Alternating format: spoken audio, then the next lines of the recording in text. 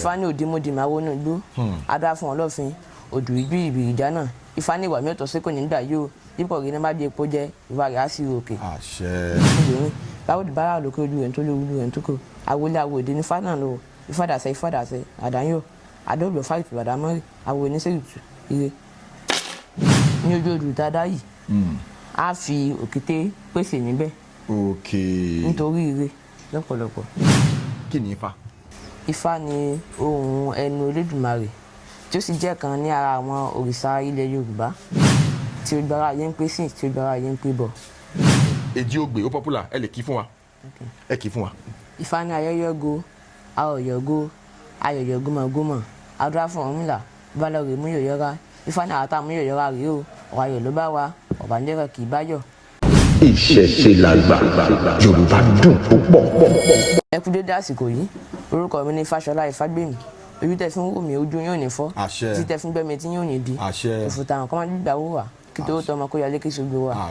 Ifá ní òdìmọ̀dì máa wọnú igbó adá fún ọlọ́fin odù ìjú ìbìrì ìjánà Ifá ní ìwà mi ọ̀tọ̀ sí kò ní gbà yóò dípò rí ní má bí epo jẹ ìwà rẹ̀ á sí òkè. àṣẹ. wow Ifá lẹ kì fún wa ní kọ́mọ́kóbó bẹ́ẹ̀ yẹn wow ọmọ ọdún mélòó nìyí?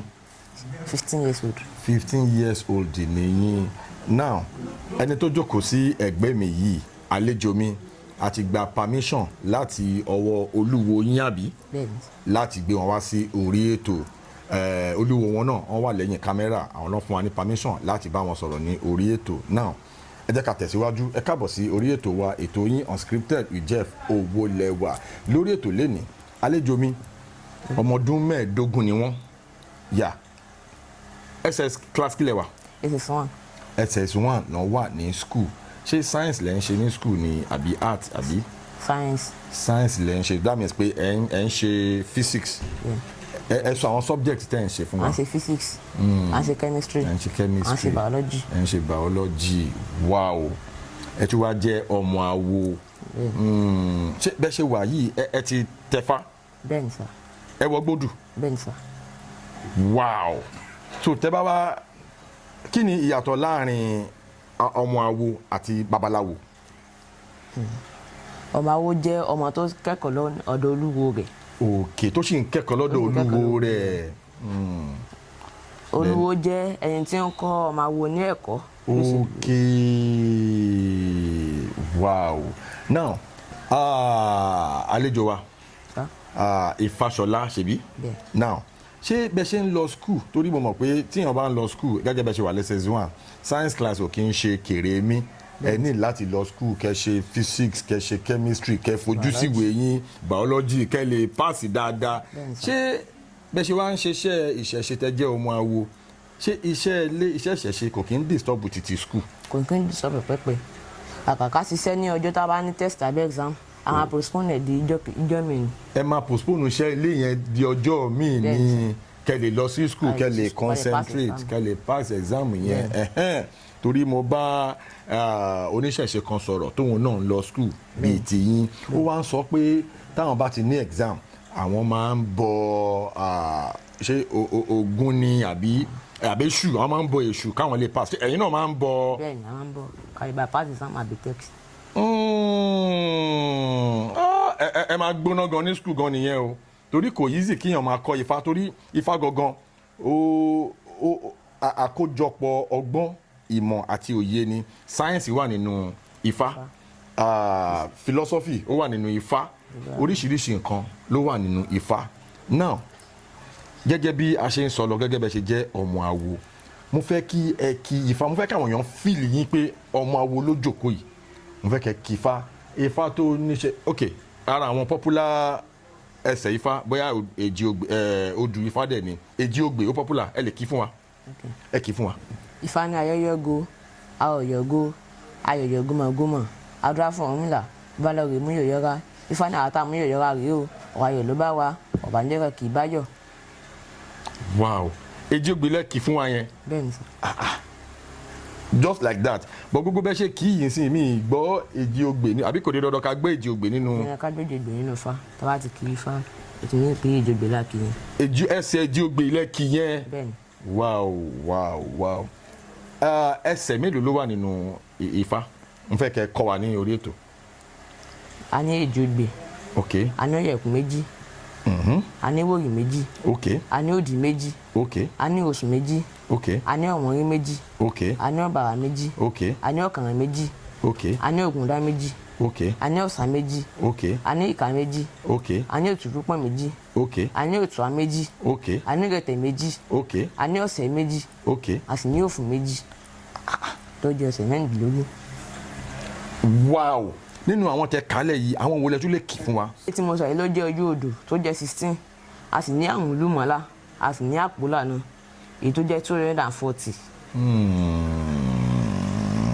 Wow, now èmi lọ́ọ̀bù ẹsẹ̀ Ifá gan, so bí mo ṣe wá rí yín tẹ jẹ́ ọmọdé tẹ jẹ́ ọmọ awo, inú mi ń dùn láti ní yín ní àlejò. For a lot of people tí wọ́n ń wò wá gẹ́gẹ́ bẹ́ẹ̀ sọ pé ọmọ ọdún 15 ní 15 years ní àwọn ẹgbẹ́ yín púpọ̀ tó ń wò wá, a lot of people tí ẹ mọ nǹkan tó ń jẹ́ ẹsẹ̀ Ifá, ẹlòmíì ò tí ẹ mọ nǹkan tó ń jẹ́ odù Ifá.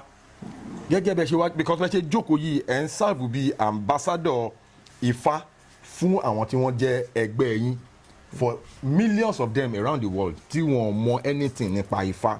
Mo fẹ́ kẹ́ ṣàlàyé fún wa kí ni Ifá. Ẹ sọ fún àwọn tẹ́ bá fẹ́ educate àwọn mate yín tí wọ́n mọ kankan pa Ifá, ṣe mọ̀ pé ẹ̀yin sìn ọmọ awo nìyí, ẹ ti nímọ̀ Ifá. Kí ni Ifá? Ifá ni ohun ẹnu Olódùmarè tí ó sì jẹ́ kan ní ara àwọn òrìṣà ilẹ̀ Yorùbá tí Ogbara ayé ń pè sìn tí Ogbara ayé ń pè bọ̀. Ẹ tẹ̀síwájú, mo fẹ́ mọ̀ nípa Ifá. Tí ẹni tí kò bá lówó tó bá wá sí ìdí Ifá yóò lówó. Ẹni tí kò mọ ibi tó bá wá sí ìdí Ifá yóò bímọ. Ẹni tí kò ní rí gbogbo tó bá wá sí ìdí Ifá yóò ní rí gbogbo. Ìtumọ̀ ni pé Ifá jẹ́ ọ̀nà ìgbàlà. Ọ̀nà ìgbàlà. Tẹ́ bá dẹ̀ wo inú odù mímọ́ ìrẹtẹ̀ lọ́wọ́ ọ̀tún gbé lọ́wọ́ òsì. Bàtí Ifá ní ìbọ̀dé gbé bọ́ọ̀lù àwúre àdúrà fún Ọ̀rúnmìlà bàbá òjì yóò sọ akáko rẹ̀ dọ́gba. Ifá ní ẹni tó afẹ́ lájẹ́ kọ́ máa ṣe bọ́ ìbọ̀dé gbé bọ́ọ̀lù àwúre, ẹni tó afẹ́ ní ibi kọ́ máa ṣe bọ́ ìbọ̀dé gbé bọ́ọ̀lù àwúre. Ẹsẹ̀ Ifá wo lẹ ti mú yẹn? Ìrẹtẹ̀ lọ́wọ́ ọ̀tún gbé lọ́wọ́ òsì. Ìrẹtẹ̀ lọ́wọ́ ọ̀tún ègbè lọ́wọ́ òsì. Kí ni Ifá tẹ kì yìí kí ló túmọ̀ sí? Kí ni túmọ̀ ẹ̀? Ìtumọ̀ náà yìí pé ẹni tó bá fẹ́ ní gbogbo tó bá ti wádìí Ifá yóò ní gbogbo. Wow, now ẹ sọ lẹ́ẹ̀kan pé ẹ ti tẹ̀fá ẹ ti wọgbódù. Ìgbà wo lẹ tẹ̀fá? Ọmọ ọdún mélòó lẹ wà tẹ fi wọgbódù? Mo wà ní 14 years old ìgbà tí mo wọgbódù. Lẹ wọgbódù. Wow. So tẹ́ bá ti wá kọ́ Ifá yẹn dé level kan ẹ̀yin náà máa wá dúró bíi babaláwo tẹ́ máa attend sáwọn èèyàn. Tẹ́ bá lọ school báwo làwọn mates yín ní school báwo ló máa ṣe ojú ọ̀nà máa fi ń wòyìn? Ẹ mọ̀ pé ẹ̀yin onífá yẹn máa ń lo ìdè Ifá ní kí lórúkọ ẹ̀? Ìdè Ifá. Ìdè Ifá ẹ máa ń wọ̀ lọ school. Tẹ́ bá wọ̀ dé school ṣé àwọn ọ̀rẹ́ yín ní school máa mọ̀ pé èwo ló fi sọ́wọ́ yìí? Mo kí mo nǹkan torí pé èmi nìkan ni Ifá tó wà nínú kíláàsì wa. Ẹ̀yin nìkan lóníṣẹ̀ṣe tó wà nínú kíláàsì yín. Báwo náà ṣe máa ń bá yín ṣeré, báwo náà ṣe máa ń ṣe sí yín nínú class, àwọn teachers, àwọn mates yín? Wọ́n sì máa ń respect mi. Torí tí a bá ní ẹni tó ń ṣe ẹjọ́ òbí àbí ẹni tó ń ṣe nǹkan kan wọ́n á ní ká gbàdúrà fún un. Èmi ni máa ń pè pé kí wọ́n á ṣe ìwúre fún yín náà. Ẹ máa ṣe ìwúre fẹ́ nìyẹn. Everybody máa wò yín nínú class. Tíyàn bá ń ṣe birthday bẹ́ẹ̀ ṣe sọ yìí tẹ́ bá máa wúre fún ẹsẹ̀ Ifá wo lẹ máa ń kì í lẹ máa fi ń wúre fún rẹ níbẹ̀? Gẹ́gẹ́ bẹ́ẹ̀ sọ pé ẹ̀yin ló máa ń pè kẹ́ wá ṣèṣúre kẹ́ wá wúre fún wọn. Ifá ní ọ̀làlà àwọ̀ ọ̀bẹ àdúrà fún ọ̀bẹ èyí tó sọdọ̀ ọdún yìí tán tán ní sí tẹ̀mí ibi àwọn ní kò ṣe ó sì gbọ́n bèrè rúbọ ǹjẹ́ ọ̀làlà ìwọ́láwọ̀ ọ̀bẹ àwọn sọdọ̀ ọdún yìí tán a ó sì tẹ̀mí ọ̀làlà ìwọ́láwọ̀ ọ̀bẹ. Àṣẹ. Òun lẹ kì bẹ́ẹ̀ yẹn tí kò tiẹ̀ kọ yín lẹ́nu. Wow. Bí mo ṣe ń rí inú mi ń dùn torí pé àṣà àti ìṣe Yorùbá ó máa ń jẹ́ nǹkan tó máa ń dùn mọ́ mi nínú especially tí mo bá rí ẹni tó mọ̀ pa Ifá tó lè sọ nípa Ifá fún wa láti fi kọ́ a lot of people tí wọ́n mọ̀ nípa Ifá. So bẹ́ẹ̀ ṣe ń sọ yẹn ó ń jẹ́ nǹkan tó ń dùn mọ́ mi nínú. Now bẹ́ẹ̀ ṣe wá wà ní school yẹn ṣé àwọn teachers yín wọn ń fojú kan wò yín bóyá ẹ mọ̀ pé ìgbà míì táwọn student bá ti tó wá fẹ́ discipline wọn báwo náà wà ṣe ń ṣe sẹ́yìn? the same way tí wọ́n bá ti treat àwọn yòókù náà tí wọ́n máa ṣe ń treat yín. Wow, mo like ẹ bẹ́ẹ̀. So bẹ́ẹ̀ ṣe wà yìí nsìn tí mo bá wá bá yín bí mo ṣe jókòó yìí pé nǹkan ò lọ déédéé fún ọ̀tá mi, nǹkan àwọn nǹkan wo lẹ lè ṣe fún mi, ṣe lè ṣiṣẹ́ fún mi tẹ́ pé nǹkan máa bẹ̀rẹ̀ sí ni máa lọ déédéé fún mi gẹ́gẹ́ bí ọmọ awo tẹ́ jẹ́. kí a lọ ṣiṣẹ́ kankan a kò ní èdè àti dá ifá náà. ẹ máa ní láti dá ifá náà. bẹ́ẹ̀ni ifá yóò máa tọ́nà ní tí a máa ṣe fún yín. ok tá bá rí ọ̀pẹ̀lẹ̀ ń sìn yẹn máa dáfá fún wa. bẹ́ẹ̀ni. tá bá gbọ́ pẹ̀lẹ̀ wá ń sìn yẹn máa dáfá fún wa báyìí. a máa gbọ́ pẹ̀lẹ̀ wa o. àlejò wa Ifáṣọlá Ifágbèmí. wow mo like confidence yín bẹ́ẹ̀ bí mo ṣe ń jùlẹ̀ náà ń dá padà. ìrìn àjò ifá tẹ̀ ń kọ́ yìí báwo ló ṣe bẹ̀rẹ̀? ṣé ẹ kàn déédéé jí láàárọ̀ ni àbáwọn ọmọ mi ló ní ó yá máa lọ sọ́dọ̀ Ifásòótọ́ lọ kọ́ iṣẹ́ àwo? báwo ló ṣe jẹ́ gangan? ìgbà tí mo ti school dé nígbà yẹn màá lọ sí ọ̀dọ̀ olúwo mi màá lọ síbẹ̀ ní ọwọ́ àárọ̀. èjì wo lẹ wà ní year 10 sọ yìí? 5 years old. 15 years ni yín sìn, so that means pé 10 years ago lẹ́kọ̀ọ́ máa jí kúrò nílé ẹ máa lọ sọ́dọ̀ olúwo yín. ó yẹ ẹ máa bá story yẹn lọ. tí má ti débẹ̀ àwọn nǹkan tán ṣe màá máa wò. ẹ kọ́ máa wò wọ́n báyìí. bẹ́ẹ̀ mi àwọn practice ẹ̀. ok. tó bá ti di ní alẹ́ ìgbà mi mo lè sùn lọ. ẹ lè sùn lọ síbẹ̀. ìgbà mi mo lè sùn lọ sí ilé padà. àwọn ọmọ mi àti dáàdi nǹkan yóò máa wá yín bí ẹ ṣe lọ sọ́dọ̀ olúwo yín wọ́n máa gbá ibo ní Ifáṣọlá lọ. ara tó wọ́n ti mọ̀ pé ibẹ̀ ni mo wà. bẹ̀lẹ̀ máa ń lọ ẹ̀yin lẹ fúnra ara yín láti 5 years lẹ ti finú fẹ́ dọ̀ pé nǹkan tẹ́ fẹ́ ṣe rè lẹ ti máa ń lọ bẹ̀ fúnra ara yín. eléyìí yàtọ̀ torí ọ̀pọ̀lọpọ̀ gbà tá a bá rí àwọn ọmọdé especially bẹ́ẹ̀ sọ pé láti 5 years lẹ máa ti ń fúnra ara yín lọ sọ́dọ̀ olúwo yín. àwọn ọmọ kékeré táwa máa ń rí bíi kán lọ gbá bọ́ọ̀ tàbí kán lọ wo cartoon lé àwọn ọ̀rẹ́ wọn tó bá ti kúrò school tó bá ti di weekend gan kán ṣàtẹ fóònù látàárọ̀ títí dalẹ́ èwo ni tí yín tẹ́ máa wá kúrò lé tẹ́ máa wá gbalẹ̀ olúwo yín lọ. kí àwọn nǹkan wo ló ń fún yín ní motivation láti gbèrú àwọn ìgbésẹ̀ bẹ́ẹ̀ yẹn? ó ń yà mí lẹ́nu gẹ́gẹ́ bí ọ̀rọ̀ tẹ́ sọ́nsìn. àròkọ bó ṣe máa ń practice ìṣẹ̀ṣẹ̀ yẹn wọ́n máa ń hù mí ṣe. torí ẹ̀ mo fi máa lọ síbẹ̀ pé kémi náà lè rí ohun tí wọ́n ń ṣe. ẹ̀yin ò rí bọ́ọ̀lù gbá ẹ̀ rí cartoon tó máa ń jẹ́ rí àbí kinní kan wò? ara mi ò rí wò nítorí máa ṣe ló máa wù mí tí màá fi lọ síbẹ̀. ẹ máa wò wọ́n báyìí.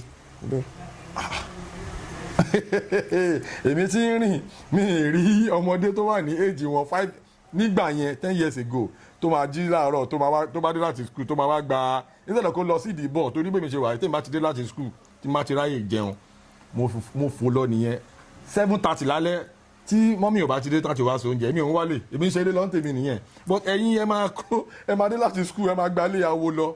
so láti gbà yẹn àwọn mọ́mí àti dádì gbà tán ti rí pé ìgbésẹ̀ tẹ́ ń gbé nìyẹn àwọn nǹkan wo ni wọ́n ń ṣe báwo ni wọ́n ṣe ń ṣe sí yín? gbàtọ́ yá tán yí pé mò ń lọ ọbẹ̀ ní ẹ̀mẹ̀wá tẹ́ pé tí má ti dé láti school ibẹ̀ náà ni mo máa lọ náà fún ilẹ̀ sọ pé kí wọ́n lọ sí ibẹ̀ rẹ̀ gan kí wọ́n máa kẹ́kọ̀ọ́.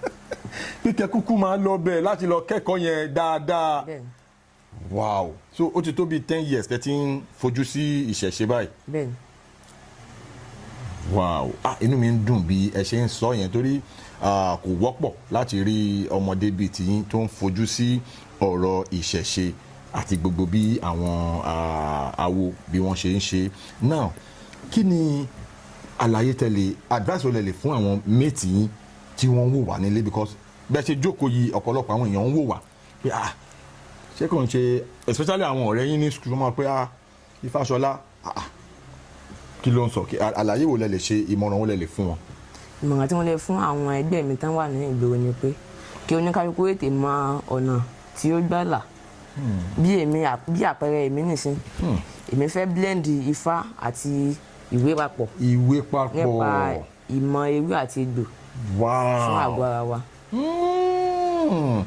bẹ́ẹ̀ ṣe wà yín sí ó máa ti láwọn kankan tẹ́tí lè máa ṣe fúnra ara yín tó jẹ́ pé bóyá olúwo ò sí nílé àlejò àwọn nǹkan wo lẹ lè handle gẹ́gẹ́ bí capacity yín like ok àlejò dé olúwo sí around ṣé ẹ lè dáyàn lóhùn ẹ lè dáfá kẹbáyàn.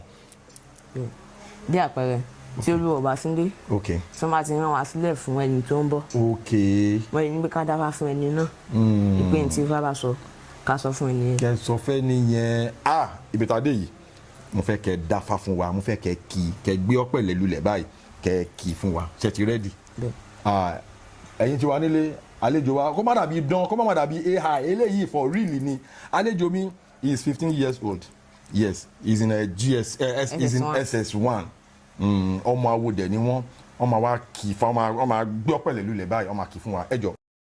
Ifá wọlé náà kẹtọ bọ sọ wájú ọpọ́n awo ni èèyàn pọ̀ gbọ́ olùmúlọ́tún ọlọ́kàn ló sì àwọn ẹ̀pọ̀n fẹ́ ìtọ́ ilẹ̀ alákòókè tán pẹ̀lú àbúkà ibẹ̀ ní òrìà ojúmọ́ ẹ̀ nífẹ̀ẹ́ tàà fi lójú tàà rìnà abáfẹ́lẹ́ sí yorùn báwo di bára lókè ojú ẹ̀ tó lé ojú ẹ̀ tó kò àwòlé àwòdì ní fádàn lò ìfádàsẹ́ àdáyọ̀ àdóòlò fáìtì bàdámọ́rì àwò oníṣèlútù ire.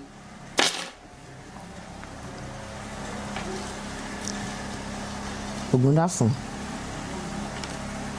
ire lórí ifá àyẹ̀wò.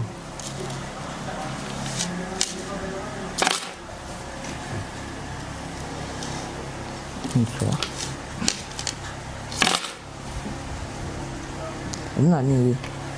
Ọ̀rúnmìlà ní ire ni ẹ ti kì í bẹ́ẹ̀ yẹn. tí a bá dáfá tán tí ojú bá wù á béèrè pé ṣé ire ni which is positive. àbí tó bá jẹ́ pé àyẹ̀wò which is negative. á béèrè nínú nǹkan méjèèjì èyí tó bá jẹ́ ní àmàkì. Ifá ní ọ̀wọ́n ń wo fún adá fún Yẹmí Òṣùngà ǹjẹ́ wọ́n sáré òde kókíyá pẹ̀lú nǹkan tí Fáyè sọ ire ni.